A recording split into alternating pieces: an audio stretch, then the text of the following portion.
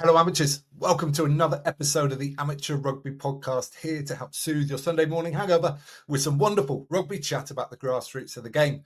I'm your host, Tim, and I've got another fantastic guest for you today. Now, regular listeners will know that I'm a huge fan of all types of rugby. I mostly played 15-a-side men's rugby, but I also played sevens, I played touch, I played rugby on the beach. And my guest today has been integral in using the medium of rugby for a very specific purpose. So please welcome Mr. Karl White. Karl, how you doing? Very well, thank you. Very well. Thanks for having me on. Very welcome. And as I said, it's a very specific purpose that you've been involved in rugby with. So let's talk about the first things first. What is Man v FAT? Yeah, so Man v FAT is a weight loss platform program for men, ultimately, as it says on the tin. If you're 18 plus and have a BMI of 27.5 or over, then Man v FAT is kind of your place to come along and hopefully lose some pounds. Fantastic. And I know you've been involved in other sports previously, or Man v FAT has, I should say. So what other sports has Man v FAT been started off with? Yeah, so Man v FAT we're 11 years old this year. So initially we started as an online e-magazine pretty much to support guys. And then around 9 years ago, we launched Man v FAT Football. That's very, very popular. We have around 8,500 guys playing each week at over 150 locations in the UK. And then September 24, we went into the world of odd-shaped or a different shaped ball in the world of rugby. Fantastic. Wow. Okay. So you've got a pretty decent history there. Tell me about the original sort of version of this, like the magazine that you said there. How did that work and how did you get people involved? Yes, it is very much user-led to an extent, as our program is currently in terms of, we're always open to feedback and changes, evolving along the way. But it was really a case of there wasn't a lot, or there still maybe isn't a lot out there to support men's health, men's weight, weight loss, weight management, really. Your more traditional platforms, are attended by 80-85% females. So there's a clear gap in the market, so to speak. And one of the reasons why kind of, it was created was the creator, Andrew Shanahan, was one of the traditional platforms. And that week of focus, or a couple of weeks of focus, was how the menstrual cycle affects your weight loss. Clearly not applicable for us guys, which is where his weird and wonderful mind worked. And, we've never looked back since, really. Fantastic. Okay, so then the decision to get into football, I'm guessing from what you've just said, that came from some of your members or an idea that sparked. What kind of benefits does it have in terms of having that kind of real life connection? Yeah, so I mean, you've got the whole wrap around health and well-being, your social, physical, mental well-being, from that, because it's a group of like-minded guys getting together each week. You put into teams, you're stepping on the scales, scoring some points on the scales for your weight loss, and then going out on the pitch or field, depending on whether it's football or rugby, to go and play your 30-minute game.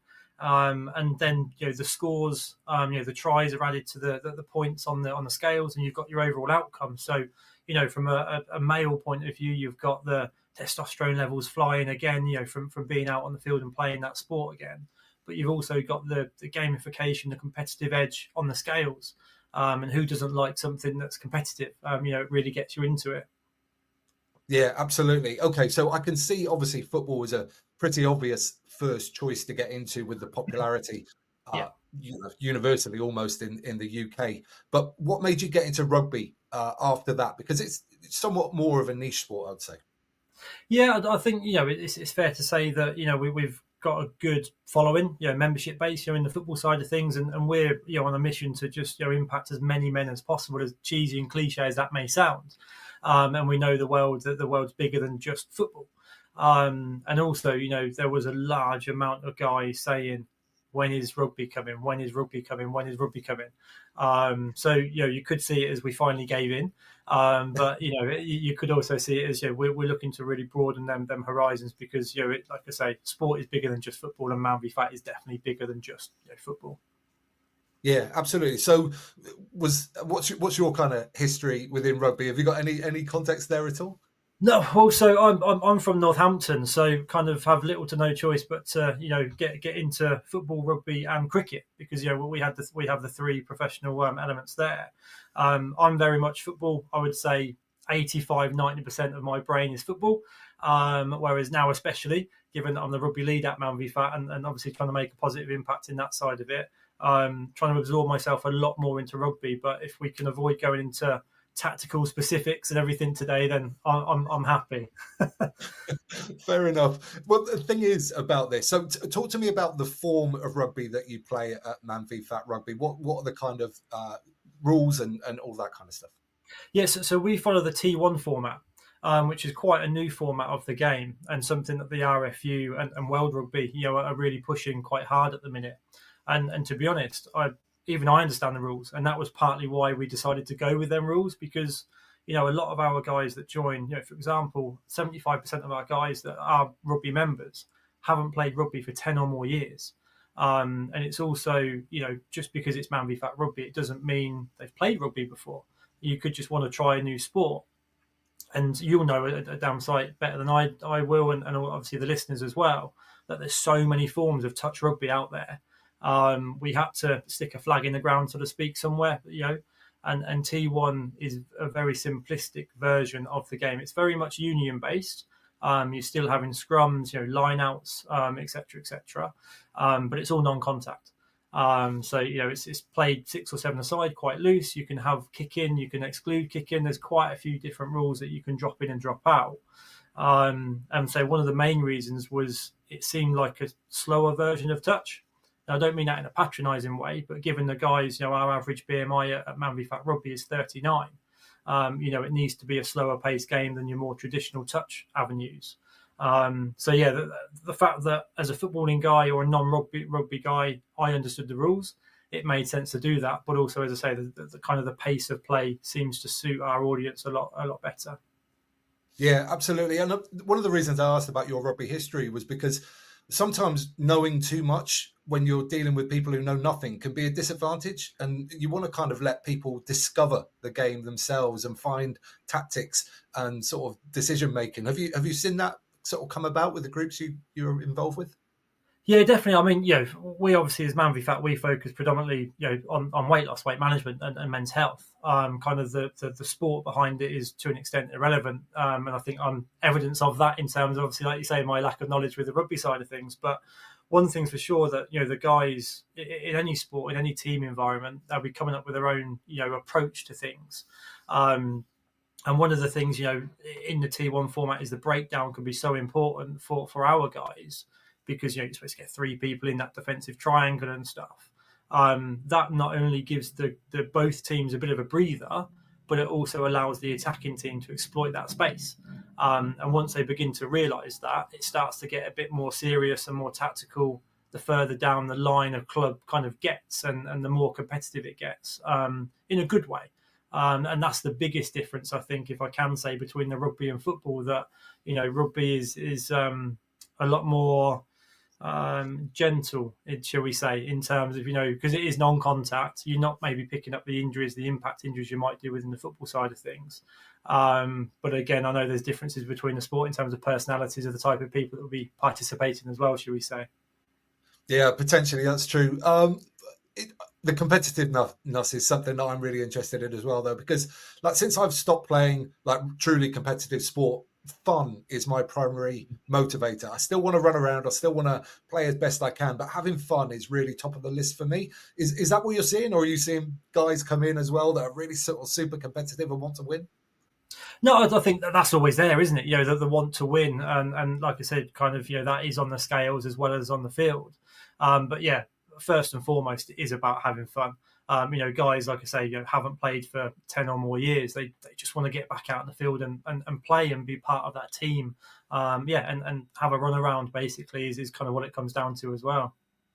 Yeah, so you mentioned there it's a lot of guys, they're coming back to the sport having played previously. Is that the majority of people, or what other kind of types of individuals are being attracted to this? Yeah, so I mean, predominantly it is those guys that haven't played for a long time and coming back into it. But you look at life events is partly why people will come and join as well. Maybe they're going to be a dad for the first time, or their kids 2, 3, 4 years old and starting to run around causing chaos, and you need to keep up with them. Or it could be from a social point of view of lads are new to the area, so want to kind of expand their social circle and kind of embed themselves within the community. Yeah, and what about age ranges? Is there a sort of a standard sort of age that people are coming to you for? Yeah, so we've got an average age of 40 within rugby. So it's a slightly older demographic than we've seen within the football element. So yeah, whether there's nothing really behind that potentially, apart from maybe as we maybe touched on, really is not wanting to be battered and bruised the next day going into work, playing full contact. Yeah, absolutely. Well, actually, while you mentioned full contact, are you seeing anybody like come in and then think, "Oh, actually, I've forgotten how much fun this is, and maybe I do want to get back into playing the full version of the game"? Yeah, I mean, it's very early days. Obviously, we launched rugby in September. We've got 200 guys, and out of the 200, we've had 2 people go back into 15s. So not masses amount, but it's still a good avenue and a kind of a graduation, if you may, in terms of going back into that full contact. But aside from that, we have seen guys go into more traditional touch elements, so going to play for a club or another social kind of thing rather than just man v fat rugby. Yeah, absolutely. I mean, like I said in my intro, like I'm a fan of all types of rugby. I want all of them to succeed. But ultimately, if we can get people back into the men's 15-a-side game, I think that's Yeah. such a big positive. And 1%, it's still two guys that probably wouldn't have done it otherwise. So that's fantastic. No, definitely, again, to kind of compare it to the football side of things, we've with the obviously the numbers are bigger, so the percentages or the numbers will sound better. But with across them 150 locations, we've got around 80 of them that play 11 aside. So obviously, again, differences between the sports in terms of the impacts and stuff like that. But yeah, over half of them clubs are going to play the full 11 aside format, having probably never thought they'd be playing 5, 6, or 7 aside, let alone going to play that full 11s again. So over time, I think we'll probably see something similar, within the rugby side of things. But again, you'll know more than me, Tim, in terms of when you get to a certain age, maybe you go, actually, full 15s, full contact isn't for me anymore. Yeah, it's certainly not for everybody, but I think the scene, well, especially around my sort of age range, sort of now getting towards 50, there's almost like a little resurgence of people Mhm. around my age, I think, who are thinking, "Core, I can still do it now, but another few years, it's going to get a lot harder." So, and also, like, for example, my brother really desperately wants to play rugby with his son, which he managed to do Yeah. just a couple of weeks ago. So there's lots of different reasons why people do it. And I think as long as you get the level right for you, then it should be achievable for most people, I think. Yeah, definitely, and to be honest, it could well be that actually, we have over time more 15s games between man v fat rugby clubs. It's maybe not going into existing grassroots clubs, which is a great thing that we always look to promote. And half of our sessions take place at rugby club venues. We're always keen to integrate ourselves within that kind of environment as well. But yeah, it could well be that actually the lads, 4 or 5 different clubs go, let's have a 15s mini tournament, and we could look to accommodate that, and say we could do that on a sevens basis, and or like you say, that full 15s. Yeah, that would be fantastic, actually. That's a really good idea. Now then, interestingly, Cheltenham Rugby Club was my very first rugby club, and I understand that was the very first one for you guys as well. So tell me about, firstly, why Cheltenham, and then how do you go about setting up the very first one of these? Yeah, so I mean, Cheltenham was kind of one of 3 of firsts, if that makes any sense, Tip, because we had 3 pilot locations: Birmingham, Cheltenham, and Leicester. Cheltenham was the first one in terms of a week prior to the other 2 that I just mentioned, and very much, we were looking to go into rugby hotbeds, kind of, and Leicester, Cheltenham, that sort of way, are, and from a Birmingham point of view, maybe not your more traditional kind of rugby hotbed. But with people that we worked with within Man v Fat, the Mark, the coach there, has been involved with us since day dot. As a player, as a coach, he's kind of everything, jack of all trades, let's say. And we've got a really good relationship with the local grassroots club where we operate from, in Bourneville.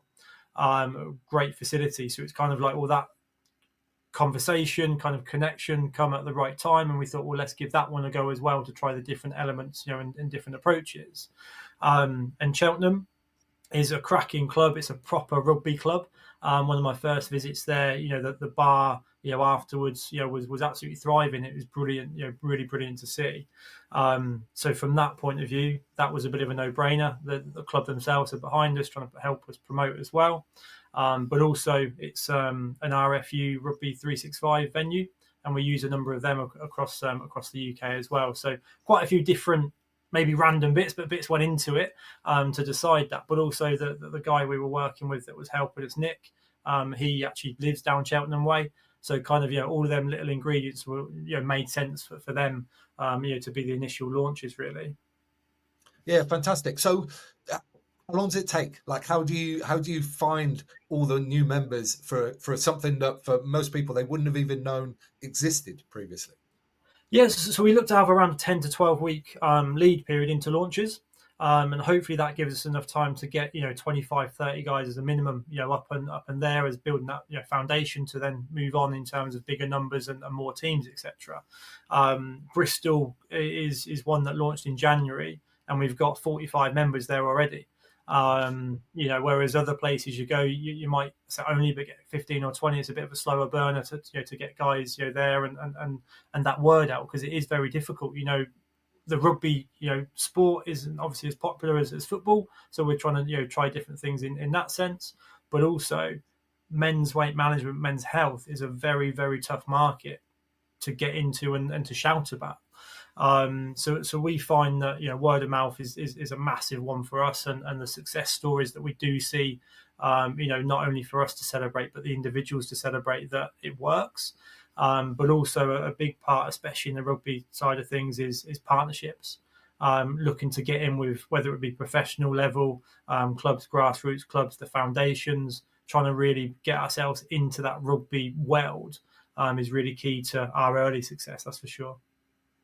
Interesting. Okay, you mentioned about getting in to that world. So tell me about the title, Man v Fat, because it's very direct, shall we say. Have you ever had any sort of pushback about that or anything along Yeah, those lines? yeah, we have. I mean, from different angles as well, really. But we're proud of it. It does what it says on the tin, so to speak. Guys know what it is, what it stands for. I think we are in a world where you do have to be careful what you say, but it's not like we're, calling someone fat, in terms of when they turn up. It's trying to use it in a positive way to go, okay, well I feel like I'm fat, I'm overweight, however you want to refer it to as. And that's where we see, that 27.5 BMI.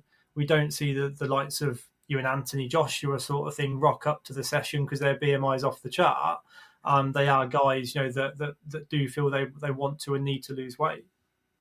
Yeah, that's a good point about the BMI, because depending on how that weight is distributed, Yeah, you could yeah. be a very fit, healthy individual with a very high BMI, but obviously that's just a marker that you're using. Has that ever caused any issues as well? Not really, but I mean, it's the least invasive, easiest way to see if someone qualifies. We don't want to come across, although it's a very serious outcome that we hope to achieve in terms of the health improvements. We don't want to put barriers and be too clinical about it. We are, kind of tongue in cheek, a little bit, as well. That's kind of that maybe male lad sort of environment as such. That team kind of, thing that we try and do. But yeah, we try and use it in a positive way. Yeah, absolutely. In terms of that team environment that you're talking about, do you see people sort of coming together and sort of supporting each other through this? Is that a big part of why this works? Massively, yeah. That peer-to-peer support that brings. The other traditional kind of weight loss platforms is very individual led. If you're having a bad week, so to speak, you're beating yourself up maybe. Whereas, if me and you are in the same team and looking to lose a bit of weight, then, if I know of actually, no, Tim, how are you getting on? Or what do you reckon about this? You can lean on each other to, just because it's worked for you or your teammate doesn't mean it will work for you, but you can pick up little snippets from it and kind of make it your own. Yeah, absolutely. And I guess if you're going out socializing with your teammates afterwards, if you'd be looking at what everybody else is eating and all that kind of stuff, and it may just encourage you to take the sort of more healthy choices. Yeah, and we kind of say, everything in moderation. We're not saying to you, never drink again, never eat this again, do that again. We don't promote a specific diet or anything like that. It's a case of, eat better, or make smarter choices. These are the sorts of kind of substitutes you could do for X, Y, or Z. And one I think it's probably easy to say within the rugby side of things. I know having coaching the Leicester Manbury FAT Rugby Club, it's have 2 or 3 beers rather than 4 or 5 beers down the club as a social. Not as simple as that, but that's one of the things that you could look at. Yeah, it's a good point actually. How much?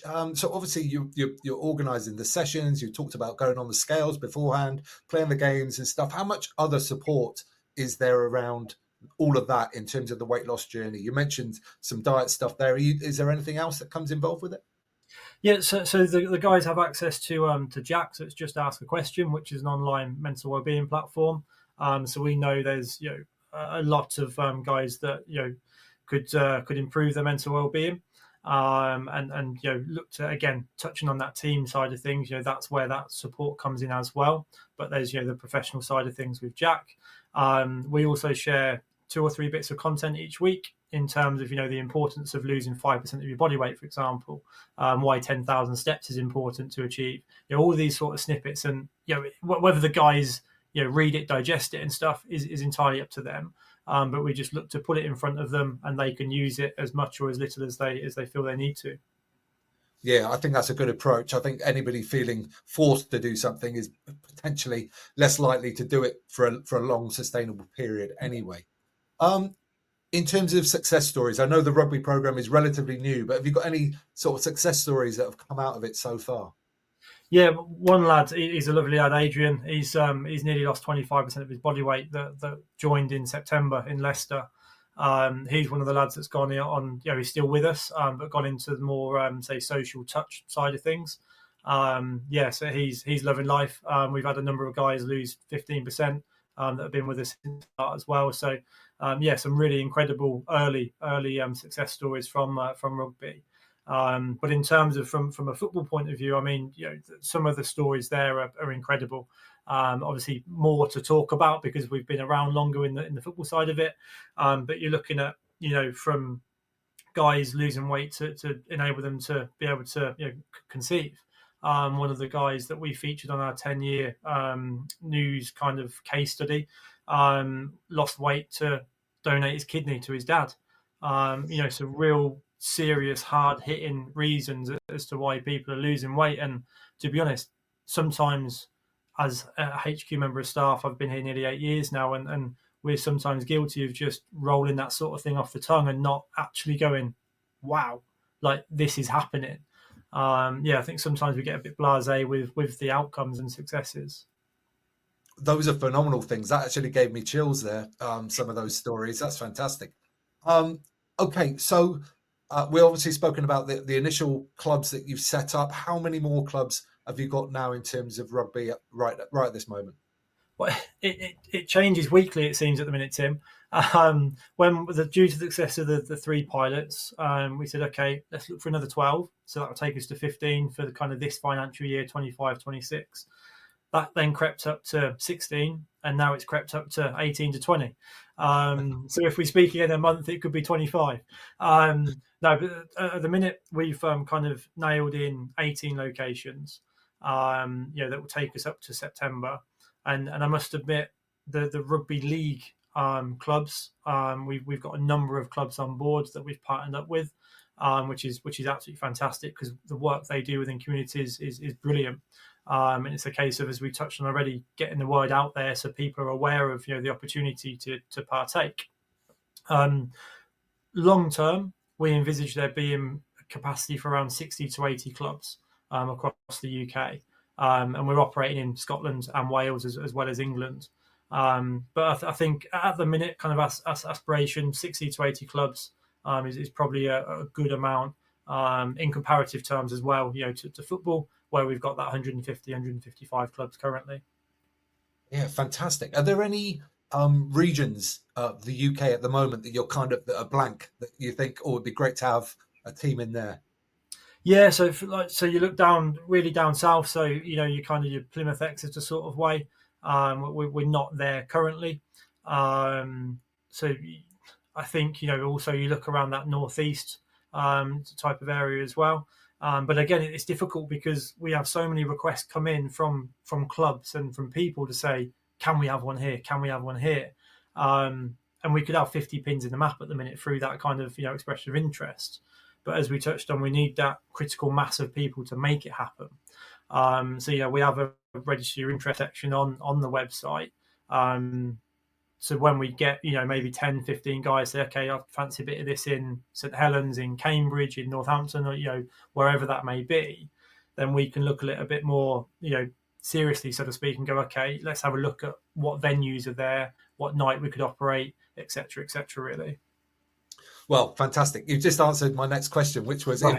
if people want to get involved and start a club, then obviously the section on your website is the way. But if there's only one or two of them, is there any way that they can kind of start generating interest themselves? Yeah, definitely. So, and really, that's how we kind of come about from a football side of things. I feel like I keep swearing saying football in this. I do apologise, Tim. It's fine. Fine. But word of mouth, as I say, is one of the biggest kind of recruitments. And if you get a keen person, in the location that says, yeah, I really want to drive this forward, 100%. We can put marketing material together, for example, give them a referral code. Look to really support them in building their community, because that's what it is, a community really, when we look to launch. Yeah, amazing. Okay. As we bring this section to a close, are there any other messages you want to say about Man v Fat Rugby? I think just get in touch with us if you are keen to launch a club. So my email is karl@manvfat.com. So more than welcome to receive emails directly. manvfatrugby.com is the website. Get yourself on there in terms of looking at the live clubs we have, as well as the kind of the register interest section as well.